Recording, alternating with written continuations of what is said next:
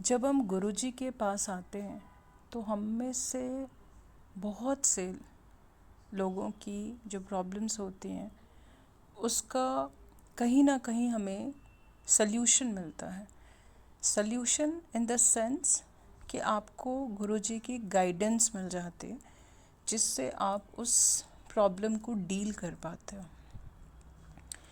पर eight times ऐसा भी होता है ना कि हम कॉन्टिन्यूस किसी चीज़ को गुरुजी से मांग रहे होते हैं एंड वो चीज़ बहुत इम्पॉर्टेंट भी हो सकती है। इट्स नॉट ऑलवेज लाइक कि आप कुछ लग्जरी मांग रहे हो या आपके पास एक गाड़ी है तो आप दूसरी मांग रहे हो। कभी कभी आप बहुत इम्पॉर्टेंट चीज़ जैसे आपकी हेल्थ, आप अगर फाइनेंशियली बहुत परेशान हैं, जॉब आपके पास नहीं है, ऐसी जो जेन्युइन प्रॉब्लम्स होती हैं जो शायद डे टू डे लाइफ में बहुत इम्पॉर्टेंट हो जाती है हमारे लिए, हम वो भी चीज़ गुरुजी से जब अरदास कर रहे होते हैं तो कई बार हमें वो चीज़ समझ नहीं आती कि तुरंत हमें मिल रही है।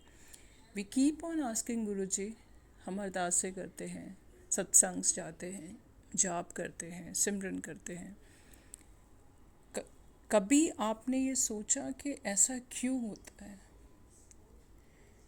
कभी हमने सोचा कि we also need to improve ourselves to get Guruji's blessings? हमने कभी गुरुजी की मदद की इस तरह से कि वो हमारी मदद कर पाए? हमें जब किसी से नाराज़गी होती है, होती रहती है, लाइफ है, तो हमें हमेशा जो अपने अपोजिट खड़ा होता है ना, बंदा या बंदी, वो ही रॉन्ग लगता है।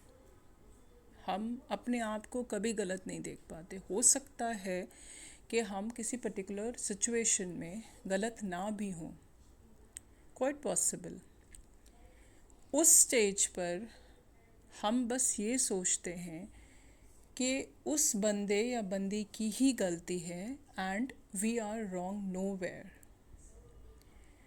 जब हम अपने आप को रॉन्ग नहीं कह रहे होते तो कहीं ना कहीं हम ये भी कह रहे होते हैं कि गॉड से, यूनिवर्स से, गुरु से, कि आप उनको जज करो क्योंकि उन्होंने हमारे साथ इतना गलत किया है। नाउ वी आर योर संगत गुरुजी, तो उनको पनिशमेंट्स मिलनी चाहिए because they have done so much wrong with us.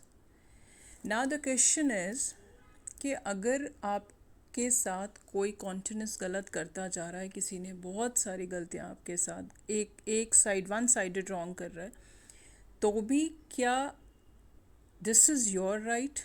क्या यूनिवर्स ने, क्या गुरुजी ने, क्या गॉड ने आपको ये राइट दिया है कि आप उनकी निंदा या उनको जज जाके अपने गुरु के सामने करो एंड आप ये बोलो कि now Guruji you have to punish them because they have done so much wrong to me? नहीं, हम एक्चुअली यहाँ पे वही बात है जो गुरुजी ने नहीं करने के लिए कही, हम वही करते हैं and then we ask Guruji to forgive us, right?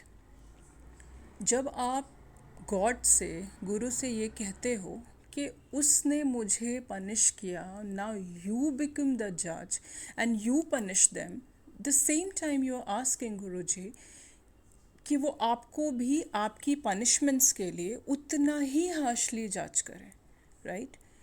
अगर वो ABC को जज करेंगे अगर गुरुजी, तो वो आपको भी उतना ही जज करेंगे। एंड मुझे लगता है हम सब की, जो भी गुरुजी के पास आता है, किसी ने ज़िंदगी को झेल लिया, कोई झेल रहा होता है और कोई आगे झेलेगा। कुछ ना कुछ स्ट्रगल हम सब की लाइफ में चल रहा होता है, तभी हमें गुरुजी अपनी शरण में लेते हैं। या हो सकता है अभी प्रॉब्लम ना दिख रही हो, आने वाली हो। उस कंडीशन में अगर आप खुद जज बन के बैठ जाते हो तो आप गुरुजी को हेल्प नहीं कर रहे होते हो, आपकी हेल्प करने के लिए। तो ये बहुत ज़रूरी है कि हमारे साथ जो भी बुरा हो रहा है उसे हम बिना जज किए, बिना निंदा किए, लेट गुरुजी डिसाइड किसने हमारे साथ क्या किया, नहीं किया, बिकॉज़ हमने अपने प्रीवियस जन्मों के कर्मों को नहीं देखा है। कोई पर्टिकुलर रिश्ता या बंदा बंदी आपके साथ एक सर्टेन टाइम रहता है और वो बड़ा ही एडवर्स बिहेव करता है आपके साथ, जो श्योरली आपको बुरा लगता है, अच्छा नहीं लगता, पर फिर भी we are no one to जज them, we are no one to do निंदा about them sitting in front of Guru ji. हम यहाँ सिर्फ अपनी गलतियों की माफ़ी मांगने के लिए आए हैं। हमने पिछले जन्मों के कर्मों को नहीं देखा, हम सिर्फ आज को सुधार सकते हैं।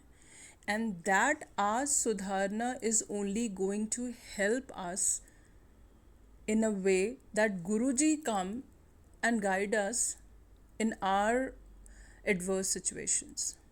So it's very important, no निंदा, no judgment. गुरुजी ने बोला है बंदा बनो तो बनो।